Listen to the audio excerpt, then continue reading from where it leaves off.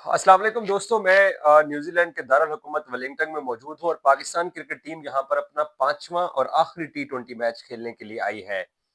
आज मैं जिस शख्स के साथ बैठा हुआ हूँ, शायद आप लोग सब लोग क्रिकेट को देखते हो, क्रिकेट को फॉलो करते हो, बट कभी आपने अजहर अब्बास साहब को फॉलो ना किया हो। अजहर अब्बास साहब पाकिस्तान के एक टॉप फर्स्ट क्लास क्रिकेटर थे। तकरीबन 50 के करीब इन्होंने पाकिस्तान के अंदर कैद आजम ट्रॉफी के फर्स्ट क्लास मैचेस खेले और उस ईरा में खेले जब टीम के अंदर वसीम, वकार, शुएब और बहुत सारे बॉलर्स थे। तो इनको पाकिस्तानी टीम के अंदर अपनी स्पेस क्रिएट करने में शायद इनको लगा कि बड़ा टफ हो जाएगा मेरे लिए यहाँ पे खेलना, तो इन्होंने न्यूजीलैंड स्विच किया। और आज इनका इंटरव्यू करने का मकसद इनका ये फर्स्ट क्लास करियर तो डिस्कस करते ही हैं, इनके बेटे मोहम्मद अरसलान अब्बास को, जिसको मोहम्मद अब्बास या न्यूजीलैंड में कहते हैं, उनको पाकिस्तान के खिलाफ वनडे टीम के लिए मुंतखब किया गया है। आप में से बहुत सारे लोग हमारा चैनल देख रहे होंगे पाकिस्तान से बाहर, और बहुत सारे पेरेंट्स पाकिस्तान से बाहर मूव करते हैं, और उनके लिए भी एक इंस्पिरेशनल स्टोरी है कि आप किसी भी मुल्क में जाके अगर आप मेहनत करें, स्ट्रगल करें, तो आप अपनी औलाद को वो मकाम दिला सकते हैं जो कि वहाँ के लोकल कंट्रीज, चाहे इंग्लैंड हो, अमेरिका हो, ऑस्ट्रेलिया हो या न्यूजीलैंड, किसी भी मुल्क में आप वो अचीव कर सकते हैं। तो सबसे पहले अजहर भाई, आपको मुबारकबाद कि अल्लाह थैंक यू। ताला ने आपकी वो मेहनत रंग लाई और आपका बेटा न्यूजीलैंड का नेशनल कलर हासिल करने में कामयाब हो गया और खुद वेलिंगटन के अंदर कोचिंग कर रहे हैं और बड़े अच्छे लेवल पे, और 4 साल से इनकी टीम कामयाबी भी है। और न्यूजीलैंड की टीम में इनफैक्ट जितने प्लेयर्स हैं, मोस्टली प्लेयर्स इनसे सीख के गए, क्योंकि ऑकलैंड्स के बाद इन्होंने यहाँ वेलिंगटन के अंदर स्विच किया है। तो बहुत शुक्रिया हमें टाइम देने के लिए। Most welcome. सबसे पहले मैं आपकी बैकग्राउंड और आपकी पुरानी जो जर्नी है उसकी तरफ बाद में जाऊंगा। आपके फर्स्ट रिएक्शन क्या है, आपके बेटे को न्यूजीलैंड कलर मिला है और वो पाकिस्तान के खिलाफ, और आपके होम कंट्री के खिलाफ जो वनडे सीरीज है, अब वो तो कोचिंग स्टाफ पे डिपेंड करता है कि उसको डेब्यू करवाते हैं या नहीं करवाते। होप्स वो करवाएंगे, सिलेक्ट किया है। आपकी क्या जज्बात हैं? देखिए, आप किसी चीज़ के लिए मेहनत करते हैं और आपका एक एक बहुत एक सफ़र होता है किसी चीज़ को अचीव करने के लिए, हम्म। और फिर आपको वो आप उस मकाम पे पहुँच जाते हैं जिसका इनिशियल स्टेज होता है। हम्म। तो आप समझ लें कि किस किस्म की सैटिस्फैक्शन होती है, क्योंकि बच्चे को इस लेवल तक प्लेयर बनाना फ़ॉरेन कंट्रीज़ में आके इट्सेल्फ बहुत हार्ड वर्क है। हम्म। क्योंकि जो लोग पाकिस्तान से यहाँ आते हैं या किसी भी जो हमारे सब कॉन्टिनेंट के लोग जब हम्म। आउट ऑफ कंट्री जाते हैं, तो उनका फोकस जो होता है वो ज़्यादातर वो अपने फिनांस को, पैसा कमाने को और इसमें अपनी एनर्जी बर्न करते हैं। हम्म। तो मेरा जो फोकस था वो डिफरेंट था। हम्म। मेरे लिए कोई इन चीज़ों की अहमियत नहीं थी। मेरे लिए हम्म। ज़्यादा अहमियत अपने बच्चे की फ्यूचर की थी, उसके करियर की, उसकी क्रिकेट की, उसकी पढ़ाई की। हम्म। क्योंकि बहुत सारे लोग नहीं जानते कि वो यहाँ पे विक्टोरिया यूनिवर्सिटी में सेकंड ईयर का बहुत फाइन स्टूडेंट है। अच्छा, वेरी गुड। और मैंने उसे यही कहा हुआ है कि अगर आप अपनी तालीम नहीं करोगे तो क्रिकेट आप नहीं खेल सकते। हम्म। क्रिकेट आपको तब खेलने को मिलेगी जब आप हर एग्ज़ाम में ए प्लस के साथ नंबर लोगे, और इफ़ आई एम हैप्पी कि आप पढ़ाई सही कर रहे हो, तो फिर हम क्रिकेट की नहीं तो ट्रेनिंग अजहर पे भाई, अब जाएँगे। तो वो नेशनल टीम के अंदर ओडीआई स्क्वाड के अंदर सेलेक्ट हो गया, अब तो वो सर, ट्रैवलिंग स्टार्ट कर देगा अगर रेगुलर, अल्लाह हाँ, करे रेगुलर मेंबर बन के रहे टीम का। देखें वो जब डोमेस्टिक क्रिकेट भी खेल रहा है, तो वो हर वक़्त यूनिवर्सिटी नहीं जा सकता। ये हम्म। यूनिवर्सिटी के साथ हमारी अंडरस्टैंडिंग है, विक्टोरिया यूनिवर्सिटी वेलिंगटन के साथ, कि वो आके अपना असाइनमेंट ले लेगा 2 वीक की, 3 वीक की इकट्ठी। हम्म। और फिर वो जब टूर पे भी होता है, जैसे डोमेस्टिक मैचेज़ हो रहे हैं, दूसरे सिटीज़ में गए हुए हैं, तो उसका जो एक टारगेट है वो उसने अचीव करना होता है, जो उसने असाइनमेंट कंप्लीट करनी है, उसने हम्म। करनी होती है। कई दफ़ा पीछे रह जाता है, लेकिन मुझे पता चल एक जाता है। असाइनमेंट्स कर लेते हैं अपनी हाँ, बाद में। असाइन में देखिए, पढ़ाई के ऊपर मैं नेगोशिएट ही नहीं कर सकता। अगर ओके। उसके पास पढ़ाई नहीं होगी, अच्छी डिग्री नहीं होगी, तो मेरा फ़ायदा क्या हुआ यहाँ आने का? क्रिकेट तो एक बहुत अच्छा हमारा शौक है, मैंने खुद खेली है, मैं चाहता हूँ वो भी खेले, हम्म। और उसके लिए हमने पूरी जान ल लगाई है। लेकिन जो पढ़ाई है वो एक लॉन्ग लास्टिंग, एक पावरफुल आपके पास एक स्किल होता है जिसको आप कभी अंडर एस्टिमेट नहीं कर सकते। बहुत सारे बच्चे ये गलती कर जाते हैं कि जब वो क्रिकेट खेलना शुरू करते हैं या थोड़ी प्रोफ़ेशनल क्रिकेट की तरफ आते हैं, तो सबसे पहले वो अपनी पढ़ाई से दूर हो जाते हैं, सबसे पहले वो अपने उस करियर को छोड़ देते हैं, जो कि आपके पूरी ज़िंदगी का एक पूरी जिंदगी हाँ, 60 65 70 साल आपने जीना है, वो तो रहना है। क्रिकेट तो हाँ, 10 12 साल की हाँ, लाइफ तो है। ये मोहम्मद अब्बास के बारे में मैं आपको बताना चाहता हूँ। उन्होंने फर्स्ट ईयर ऑकलैंड यूनिवर्सिटी से किया था, फिर हम यहाँ शिफ्ट हो गए, हम्म। तो अब सेकंड ईयर वो विक्टोरिया यूनिवर्सिटी में हैं। बिज़नेस में वो डिग्री कर रहे हैं। ओके। नॉर्मली अगर वो हर रोज़ यूनिवर्सिटी जाएँ जैसे बाकी स्टूडेंट जाते हैं, तो वो अपनी इस डिग्री को साढ़े 3 साल, 4 साल में कंप्लीट कर लेंगे। लेकिन हमारी अंडरस्टैंडिंग यूनिवर्सिटी के साथ ये है कि अगर ये 5 साल में या 6 साल में भी करेगा, तो यूनिवर्सिटी वेट करेगी, इसको 4 पेपर करने की बजाय ये 2 कर लेगा। तो उसके इस तरीके से मैंने उसे प्रोफेशनल। कहा आप टेक योर टाइम, रश कुछ भी नहीं है, हुँ। कोई जल्दी नहीं है हमें कहीं भी।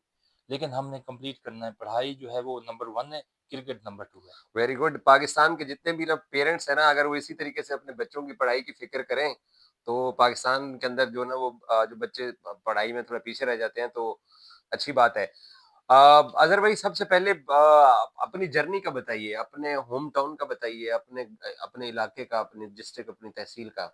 देखिए, मेरा जो ज़िला है वो खानेवाल है। ओके। खानेवाल का एक शहर है अब्दुल हकीम, सब हुँ। लोग जानते हैं मोटरवे की वजह से, लाहौर अब्दुल हकीम मोटरवे, मैं कोटद्दू वहीं से वहीं से गुज़र के जा गुज़रते हैं। गुज़रता तो हूँ। अब्दुल हकीम जो है वो मेरा शहर है छोटा-सा, उसके साथ मेरा एक छोटा-सा गाँव है। हुँ। वो समझ लें कोई 200-300 लोगों का मुश्तमिल वो एक आबादी है। बस्ती है वहाँ हाँ, पे। वो रोशनपुर उस गाँव का नाम अच्छा, है। रोशनपुर, ठीक हाँ, है। और वो बहुत पुराना, कई 100 साल पुराना गाँव है वो। हुँ। तो वो जो सारी वो जो स गाँव में रहते हैं वो एक ही एंसेस्टर्स के, उनके बुज़ुर्ग एक ही हैं। ओके।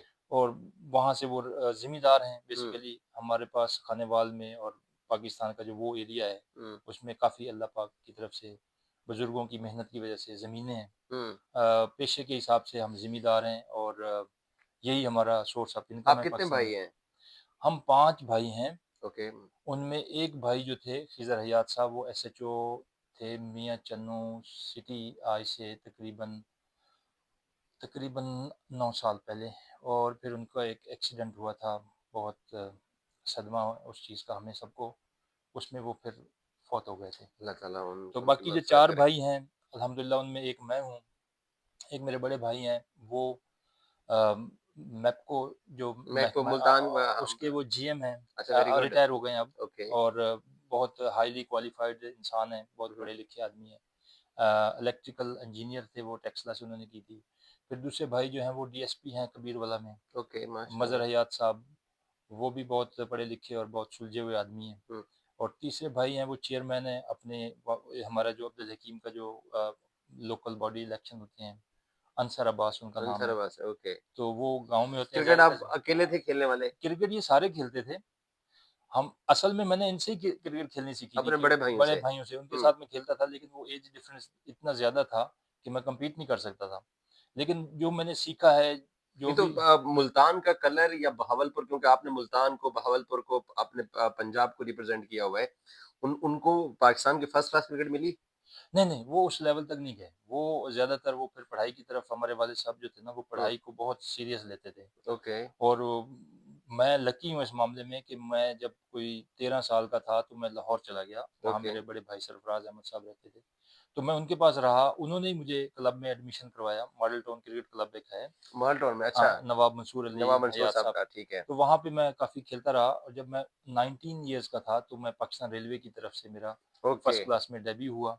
उसके बाद फिर मैं पाकिस्तान सुई गैस जो है न, जिसे नॉर्दर्न सुई सुई गैस कहते नॉर्दर्न हैं, कहते हाँ, हैं, यस। उसकी तरफ से खेला। फिर पाकिस्तान ज़राई बैंक जो है उस वक़्त ज़ेडटीबीएल होता था, ज़ेडटीबीएल, यस। उसकी तरफ से मैं खेलता रहा। मुल्तान की तरफ से खेला, बहावलपुर, पंजाब की तरफ से। फिर मैं यहाँ आया तो मैं वेलिंगटन, जिस शहर में हम बैठे हैं, हुँ। इसकी तरफ से मैं पहले खेला, फिर ऑकलैंड गया।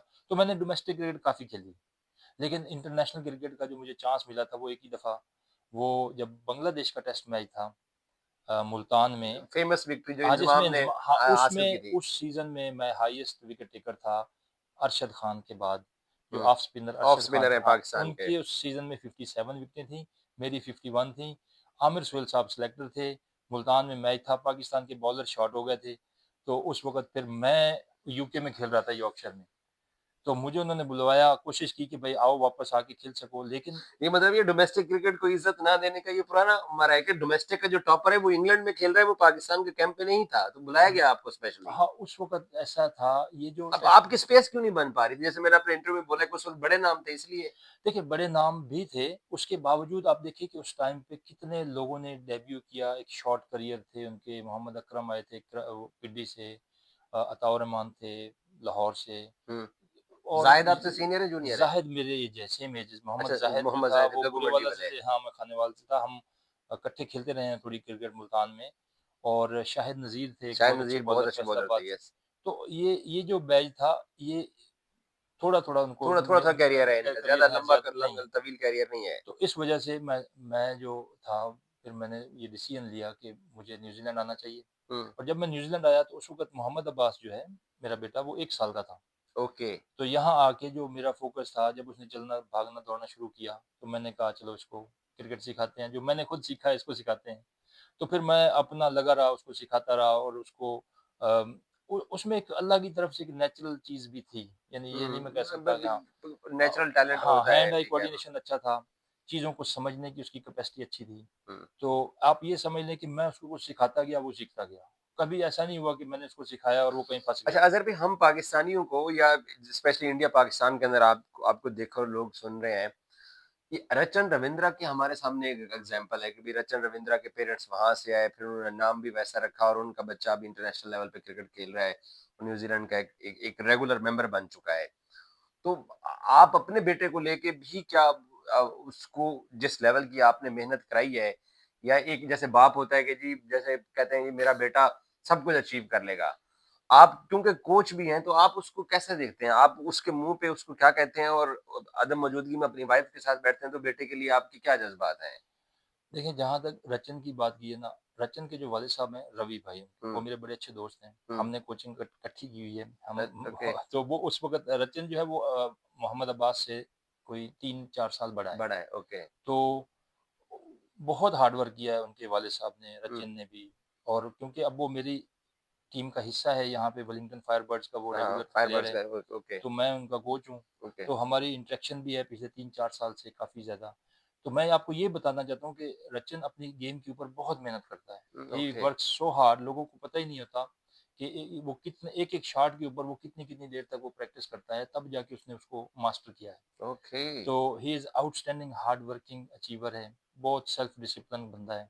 और उसके वालिद साहब भी आईटी बैकग्राउंड के हैं, हुँ, बहुत पढ़े-लिखे इंसान हैं, तो वो भी उन्होंने काफ़ी मेहनत की। जहाँ तक आपका जो सवाल है मोहम्मद के बारे में, मोहम्मद एक नेचुरली एथलीट है, नेचुरल एथलीट समझते हैं ना आप? यस, तो अल्लाह की तरफ से गिफ्टेड है। Okay. I was a very good athlete in my age. हुँ। मेरे पास अल्लाह की तरफ से ये सलाहियत थी, क्योंकि आप खानेवाल के एक गाँव से उठ के इतनी ज़्यादा फर्स्ट क्लास क्रिकेट खेलना, ऑकलैंड को रिप्रेज़ेंट करना, न्यूज़ीलैंड को करना, इनकी सर उससे कोचिंग पहले करना, लाहौर जाके खेलना ये लाहौर बहुत जाके बड़ी खेलना, बात है। तो लाहौर में वो इतना बड़ा शहर है, जगह ही नहीं मिलती जगह नहीं थी। मिली। तो उसमें जो मुझे जो सबसे बड़ा जो एक मेरा एज था वो एथलेटिक का था, हुँ, नेचुरली नया एथलीट था नेचुरल मैं। एथलेटिक है, तो यस, वो जेनेटिकली उसमें है। उसमें है, ओके, तो गुड, ये तो उसको एडवांटेज है। फिर माशाल्लाह। उसके बाद उसको क्रिकेट खेलने का, सीखने का, क्रिकेट को समझने का, क्योंकि हुँ, ये खेल जो है ना, ये है तो दलेर आदमी का खेल, हुँ। लेकिन खेलना आपको दिमाग से ही पड़ता है। तो ये चीज़ें जो है ना, आपको हर जगह नहीं मिलती। तो ये पाकिस्तानी टीम यहाँ पर खेलने आती है, न्यूज़ीलैंड में दूसरा साल है, हम टी20 हार रहे हैं। आप तो इतनी पीछे बैठ के ये बता रहे हैं नहीं, कुछ। देखिए, मैं तो न्यूज़ीलैंड की हेल्प करता हूँ, क्योंकि मैं यहाँ रहता हूँ और जो इस वक़्त 90% जो प्लेयर हैं बॉलिंग डिपार्टमेंट में, हुँ, वो या मेरे डायरेक्ट स्टूडेंट हैं या वो मेरी टीम का हिस्सा हैं। आपका तो मैंने सुना है एक और प्रॉब्लम है, आपको न्यूज़ीलैंड वाले कहते हैं, "ए मुंडे वेखो किंज खेड रहे ने, ਤੁਹਾਡੇ पाकिस्तानी दोस्त खेड कहंदे ने कि ਤੁਸੀਂ न्यूज़ीलैंड ਨੂੰ ਦੱਸਿਆ ਇਹਨਾਂ ਨੂੰ किस तरह पढ़ना है।" देखिए, वो तो मज़ाक में बातें होती रहती हैं, लेकिन मैं आपको ये सच बताना चाहता हूँ कि जो मेरी आप एज़ ए कोच मैं आपको बताना चाहता हुँ, हूँ, जितना टैलेंट और ये गॉड गिफ्टेड स्किल पाकिस्तानी प्लेयरों के पास होता है ना, ख़ास तौर पे जो बॉलिंग डिपार्टमेंट में है, हुँ, कहीं किसी के पास नहीं है। ये लोगों को समझ समझ नहीं आती। मैं उनको समझाता हूँ कि आप किसी भी पाकिस्तान के बॉलर को आप पिक कर लें, शाहीन को पिक कर लें। हुँ, शाहीन के पास जो बॉलिंग का स्किल है, जो उसके पास जो वो बॉल को नए बॉल को अंदर लाता है, जो उसके पास हाइट है, जो उसके पास एक्सपोज़र है खेलने का हुँ, डिफरेंट कंडीशंस के अंदर, वो किसके पास है? वो कहाँ पे आके थोड़ा स्टक करता है, जहाँ पे उसको ये समझ नहीं लगती कि ये इस बैट्समैन को यहाँ पे ये बॉल बनता है हुँ, और इस पिच के ऊपर ये मेरे पास बेटर ऑप्शन है, और अगर मैं ये बेटर ऑप्शन यूज़ कर रहा हूँ, तो मेरे पास ये फील्ड होनी चाहिए। और अगर मेरे पास ये फील्ड है, ये ऑप्शन है, ये पिच है, ये बैट्समैन है, ये उसने असेस किया है, ये हुँ। वसीम, इमरान और जो वक़ार, ये इन इन लोगों में ये नेचुरली बिल्ट सैफर्ट की और है। फिन एलन तो न्यूजीलैंड के मुझे नहीं लगता कि ये कुछ ज्यादा अरसा मजीद टी20 क्रिकेट खेलने वाले हैं। वो शाहीन को किस तरीके से मार रहे हैं यहाँ पे, आपको क्या प्रॉब्लम? बाज लोग पाकिस्तान में कहते हैं, आप क्योंकि कोच भी हैं, क्वालिफाइड कोच हैं, खुद भी बॉलर हैं, आपके इतने आउट हैं। हमारे यहाँ टीवी के ऊपर कुछ मेरे जैसे जर्नलिस्ट हैं और कुछ एक्स क्रिकेटर हैं, वो पता नहीं किस लिए बात करते हैं, कहते हैं जी उसकी लैंडिंग का मसला है, उसके घुटनों का मसला है, उसके फुट का मसला है। आपने शाहीन को देखा, आपको क्या लगता है शाहीन यहाँ आके क्यों मार खा रहा है न्यूजीलैंड में? उसका कोई ऐसा ये चीज़ें नहीं है मसला। हुँ, उसका सिर्फ़ ये मसला है कि उसको ये पता नहीं लगता कि ये जो बैट्समैन है मेरे सामने, हुँ, इसकी वीकनेस क्या है और इसको मैंने एक्सप्लॉइट कैसे करना है। हर बैट्समैन की एक वीकनेस होती है। कोई हुँ, भी बंदा 360 नहीं खेल सकता। हुँ, एज़ ए बॉलर आपको पता होना चाहिए कि यार ये बैट्समैन जो है ऑफ स्टंप के ऊपर स्ट्रगल करता है। कि इस हुँ, बैट्समैन को अगर मैं टाइट बॉल करूँ हिप्स के ऊपर, थाई पैड के ऊपर तो यहाँ ये स्ट्रगल करता है। हुँ, ये बैट्समैन पेस को लाइक करता है क्योंकि ये हिटर है, खड़े-खड़े हिट मारता है। हुँ, लेकिन जब मैं पेस को कम कर दूँगा, हुँ। तो ये मिस टाइम करके हिट कर देता है। जैसे कि फिन एलन लास्ट में अब वो हाँ, आके अब्बास अफरीदी ने स्लो बॉल किया च है, हाँ, उससे पहले वो कैसे मार रहा था। ऐसे ही है। तो आपने ये आइडेंटिफ़ाई करना होता है एज़ ए बॉलर कि कौन-सा बैट्समैन है, उसकी स्ट्रेंथ क्या है? आपको स्ट्रेंथ का पता होना चाहिए। अगर हुँ, नहीं होगा तो आप स्ट्रगल करोगे। उसकी वीकनेस क्या है?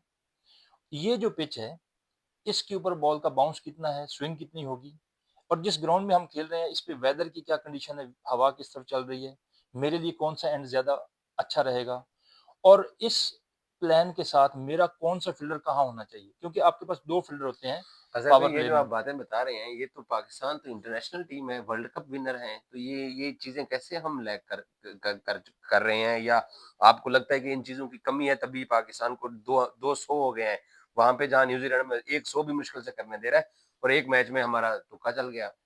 मैं नहीं समझता हमारा जो कोचिंग स्टाफ है उनको नहीं पता, उनको पता है इन चीज़ों का। जहाँ पे मुझे जो प्रॉब्लम नज़र आ रही है वो ट्रांज़िशन की आ रही है। ट्रांज़िशन का क्या मतलब होता है हुँ, कि कोच को पता है, हुँ। प्लेयर को नहीं पता।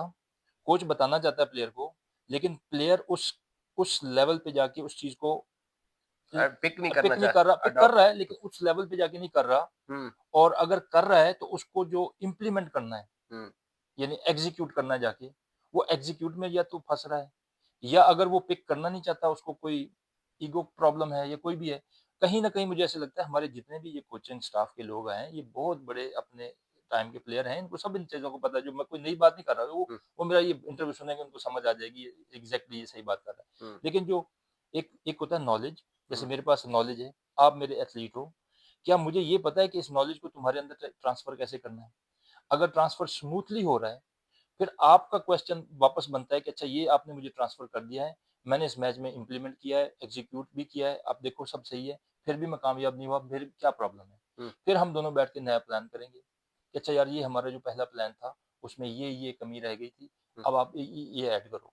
अगर आप ये जो जो डो डोमिनेटिंग नेशंस हैं क्रिकेट के अंदर, अगर आप वहाँ पे प्लेयर्स और कोच का रिलेशनशिप देखोगे ना, तो वो ऐसे होता है जैसे एक बाप और बेटे का है। हुँ, वो आपस में बैठ के ऐसे बात करते हैं, खुल के।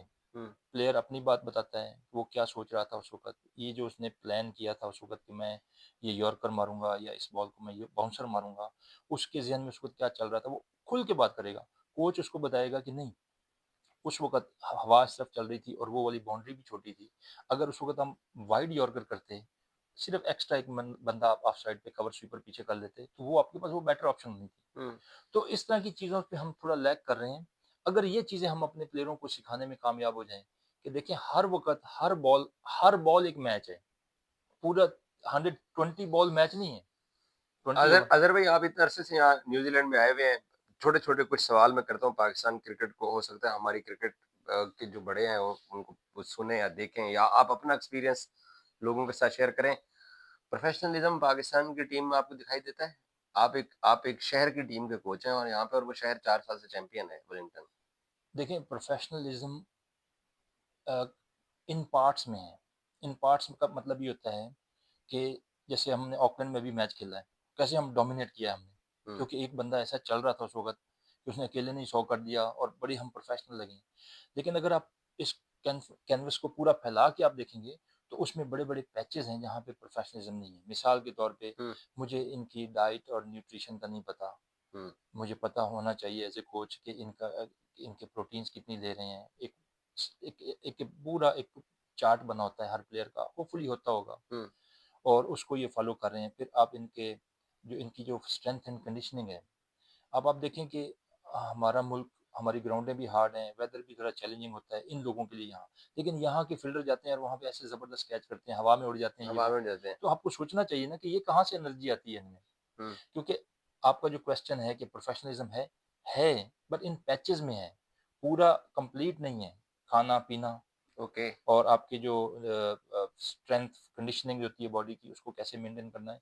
और ये मैं जो बातें कर रहा हूँ, ये हमारे जो पास्ट प्लेयर हैं 80s के, 90s के, वो ये सब कुछ करके गए हैं। ऐसा नहीं है कि पाकिस्तान के लिए एलियन बातें कर रहा हूँ। हाँ। ये सब इमरान खान साहब ने और उनके साथ वकार यूनिस और वसीम अकरम और उस वक़्त के जो वर्ल्ड क्लास प्लेयर थे, वो क्योंकि काउंटी क्रिकेट बहुत खेलते थे, वहाँ से बहुत सारा उनको नॉलेज मिलता था। हुँ, उसको आके वो इम्प्लीमेंट करते थे। और जिसकी वजह से उनकी फ़िटनेस भी बेहतर होती थी। उनका जो डिफ़िकल्ट सिचुएशन के अंदर जाके मैच जितवाना। हुँ। जावेद मियांदाद वग़ैरह कैसे फाइटर होते थे, उफ़! हैं? डेनिस लिली कैसे-कैसे को कम्पीट करना उस ज़माने में। वो काउंटी क्रिकेट बहुत खेलते थे वहाँ और वो अपनी विकेट नहीं देने नहीं आते थे। वो बॉलरों को थका के मार देते थे। ओके। अच्छा, मुझे अब मुख्तसर बताएँ, पाकिस्तान के खिलाफ आपका बेटा डेब्यू अल्लाह करे करे और डेब्यू करने जा रहा है। क्या ख़्वाहिश करेंगे आप? 100 डेफ़िनिटली करें। देखिए, वो एक तो नंबर 6 पे खेलेगा, हुँ। मैं आपको बताता तो हूँ। अब पाकिस्तान वाले नंबर 6 पे भी स्कोर करवा सकते हैं। नहीं, नहीं, ऐसी बात नहीं। पाकिस्तान बहुत बासलाहियत टीम है। छोटी-छोटी चीज़ें हैं। लेकिन हम सब बहुत नाराज़ हैं अपनी टीम से, यकीन बिल्कुल। करें नाराज़ ना हों। कसम खा के कहता हूँ, जो लोग उनसे नाराज़ होते हैं ना, उनको समझ नहीं है चीज़ों की। इन लड़कों में आप एक बेहद प्रोफ़ेशनल टैलेंट है। क्रिकेटर मैं हैं, आप एक प्रोफ़ेशनल कोच हैं, इसी जी। बुनियाद पे आप कह रहे हैं कि जी हुँ। गिव देम टाइम, गिव नहीं, देम नहीं, नहीं, टाइम। नहीं, मैं टाइम कब कह रहा हूँ? मैं ये नहीं कह रहा, मैं ये कह रहा हूँ कि आपने अपने प्लेयरों की स्ट्रेंथ को देखना है कि यार मेरे प्लेयर की ये स्ट्रेंथ है, इस प्लेयर की ये स्ट्रेंथ है, ये हुँ, इसकी स्ट्रेंथ ए है, हुँ, ये बी है, ये सी है। हुँ, अब आपने देखना है कि मुझे अपने इस प्लेयर की स्ट्रेंथ के साथ इसको ग्राउंड में लेके जाना है। आपके पास 5 बॉलर हैं, पाँचों की डिफरेंट स्ट्रेंथ है। हुँ, अब पाँचों अपनी स्ट्रेंथ के साथ खेलें। कोई अपनी वीकनेस क्या होती है? एक ऐसी चीज़ जिसके ऊपर मैं काम कर रहा हूँ लेकिन अभी मैंने उसको मास्टर नहीं किया। हुँ, वो मेरी वीकनेस है। वो हुँ, मैं अपने ट्रेनिंग में कर सकता हूँ। लेकिन अगर मैं अपनी एक ऐसी वीकनेस को मैं आपको मिसाल देता हूँ, हमारे कुछ बॉलर हैं ना, मैं उनको अक्सर देखता हूँ बॉल करते हुए। अभी आईसीसी चैंपियंस ट्रॉफी में मैं देख रहा था। वो बड़ा अच्छा ओवर कर रहे होते थे। 5वीं या छठी बॉल के ऊपर वो चौका खा देते थे। हुँ। वो क्यों खाते थे? क्या किसी हुआ? ने उनसे पूछा है? क्योंकि वो एक ऐसा बॉल करते थे जिसकी ज़रूरत नहीं होती थी। उन्होंने बैट्समैन को फँसाया हुआ है, 4 बॉलें 2 डॉट अच्छे हो गई करें। हैं, 2 सिंगल हो रही हैं। एकदम वो अंदर लाने की कोशिश करते हैं, टू स्ट्रेट हो जाती है, जैसे पैड की तरफ आती है, बैट्समैन खड़े-खड़े क्लिप करता है। वो आराम से चौका मिल जाता है। 3 उन्होंने सिंगलें की, 1 चौका मिल गया, 7 रन, प्रेशर खत्म हो गया। मैं उनमें से वो जो वो जो चौके वाली बॉल है ना, वो मैं निकाल देता हूँ। मैं हुँ, कहता हूँ वो नहीं करनी। हाँ, अगर बैट्समैन निकल के मारे, विकेटें छोड़ के मारे, रिस्क टेक करे और चौके 1 की बजाय 4 मार ले, लेकिन हर शॉट में रिस्क नज़र आ रहा है, तो कोई अभी बात ही नहीं है। एफर्ट करके मार रहे हैं, आपकी एफर्ट करके कमज़ोरी की वज़ह से नहीं मार हाँ, रहे। आपने उसको कोई ऐसी चीज़ नहीं फीड करनी। तो जो आपका ये सवाल है कि हम टाइम दें, टाइम नहीं, ये सारे एस्टेब्लिश्ड प्लेयर हैं, इन्होंने पूरी दुनिया में परफ़ॉर्मेंसें की हुई हैं। इनको एक तो आप ना थोड़ा-सा प्यार से और प्रोफ़ेशनल तरीके से डील करें। प्यार से प्रोफ़ेशनल का मतलब ये होता है कि अगर गलती होती है तो उनसे पूछें कि यार ये क्यों ऐसे, आप क्यों ऐसे कर रहे हो? आप 10 रन्स की एवरेज से या 12 रन्स की एवरेज से आप बड़े कंटिन्यू नरम दिल कोच लग रहे हैं मुझे, मैं तो बड़ा सख्त कोच आपको समझ नहीं, रहा नहीं था। देखिए, नरम दिल नहीं, क्या होना है? चाहिए पाकिस्तान के कोचिंग स्टाफ को ये इसी तरीके से इनकी देखिए सख्ती नहीं देखिए करनी चाहिए। देखिए, जो जो प्यार और केयर से डिसिप्लिन क्रिएट करते हैं ना आप अपने प्लेयरों में, हुँ, वो आप डरा के और इन्फ्लुएंस करके अग्रेसिव होके आप करेंगे ना, तो वो सिर्फ़ टेम्परेरी होगा क्योंकि वो आपके सामने होगा। लेकिन हम सुनते हैं कि John Wright, Greg Chappell, Justin Langer ये बहुत ही लीथल किस्म के कोचेस थे। They are very honest with their athlete, but उनकी ऑनेस्टी काइंडनेस के बगैर नहीं होती थी। ओके। मिसाल के तौर पे काइंडनेस ये है कि अगर आप मेरे बैट्समैन हो, हुँ, मैं आपकी किसी चीज़ के ऊपर काम कर रहा हुँ, हूँ। मिसाल के तौर पे मैं आपकी शॉर्ट बॉल पे प्रैक्टिस करा रहा हूँ। हुँ, मैंने आपको 1 घंटा प्रैक्टिस कराई है, हुँ, 1 घंटा, हुँ, पसीनो-पसीन हो गए हम दोनों। उसके बाद आप मैच खेलने गए हो। आपने जाके पुल मारी है, बिल्कुल गलत जो हमने किया था वो किया ही नहीं, वो उल्टी मार दी है। अब मैं आपको अकाउंटेबल कर सकता हूँ। अब आप मेरी बात भी सुनेंगे मैच के बाद। क्योंकि आपको पता है कि यार इस बंदे ने पूरा 1 घंटा मेरे इस शॉट के ऊपर काम किया है और मैंने इसको लेट डाउन किया है। हुँ, इसको कहते हैं ऑनेस्टी विद काइंडनेस। लेकिन अगर मैंने आपको ट्रेनिंग ही नहीं करवाई, मैंने आपको वो उस चीज़ की ट्रेनिंग ही नहीं करवाई हुई और आपने जाके गलत शॉट मार दिया और मैं आपके ऊपर अग्रेसिव हो गया हूँ, तो मैं सिर्फ़ वो आपको अपने से दूर ही कर रहा हूँ। आप मेरे पे ट्रस्ट नहीं करोगे। ओके, तो हमें गॉट इट। इस कल्चर गुड को पॉइंट, डेवलप करना है। Good point. बहुत शुक्रिया, thank you so much. No और मेरी प्रॉब्लम। दुआएँ हैं कि आपका बेटा आपने जितनी मेहनत की है उनके लिए वो उन मंज़िलों को हासिल करे जो कि इंशा आप सपने देखते हैं और आई इंशाअल्लाह। Hope so. क्या पैगाम देंगे खानेवाल के लोगों को? खानेवाल के लोग बहुत बासलाहियत लोग हैं, बहुत टैलेंटेड इसमें तो लोग कोई हैं शक नहीं है, मैंने यहाँ और ये न्यूज़ीलैंड में आके देखा भी है। नहीं, नहीं हमारे खानेवाल से आपको शायद याद नहीं, 80s में मसूद अनवर साहब थे, वो टेस्ट खेले थे वेस्ट इंडीज़ के मसूद खिलाफ अनवर साहब, हाँ, और टेस्ट उन्होंने खेले बड़ा थे। टेस्ट फँसा लिया था वहाँ पे, लेफ्ट आर्म स्पिनर थे, यूबीएल से खेलते थे। Okay, he was a very, very good player, लेकिन वो एक ही टेस्ट खेल सके, लेकिन उनका डोमेस्टिक का रिकॉर्ड आउटस्टैंडिंग था। उसके बाद शब्बीर अहमद आए, शब्बीर अहमद है। उन्होंने बहुत अच्छी क्रिकेट खेली, उन्होंने इंडिया के बड़े प्लेयरों को आउट किया, वनडे खेले थे वसीम और उन्होंने। वकार विहाड़ी खानेवाल, वसीम और जाहिद और वकार जो हैं, ये भी तो रीजन तो एक ही है रीज़न तो हमारा, वही है। इंजमाम भी हमारे रीजन हाँ, मुल्तान हाँ, रीजन से ही है। बिल्कुल, अब बिल्कुल। ये तो लड़का लइये वाला जो है हमारा हसन नवाज, ये भी तो सेम उसी ये वो बड़ा बड़ा बासलाहियत लोगों का, वो वैसे तो पूरा पाकिस्तान ही अल्लाह की तरफ से एक तोहफ़ा ही है। लोग भी बहुत समझदार और दलेर और बड़े स्किलफुल होते हैं, और कई-कई एरिया जैसे आप बता रहे हैं कि ये मुल्तान का जो ये पट्टी है, जो रीजन है, साहिवाल से लेके आगे डेरा गाज़ी खान तक, ये बहुत सलाहियत वाले लोगों का है। इनको जब भी किसी भी फ़ील्ड में मौका मिलता है, मैं तो यहाँ फिरता रहता हूँ, हुँ, तो मुझे बहुत आउटस्टैंडिंग लोग मिलते हैं। तो इसलिए मुझे उनके लिए यही पैगाम है कि आप जो भी करते हैं, दिल से करें, पूरी उसमें अपनी जान लड़ाएँ। किसी चीज़ को भी आप अनअटेंडेड नहीं छोड़ना, ये नहीं कि आधा काम करना, कच्चा काम करना, छोटा काम नहीं, पूरा जो भी आपकी असाइनमेंट है उसको कंप्लीट करना है थैंक अपनी यू, ज़िंदगी में। Thank you.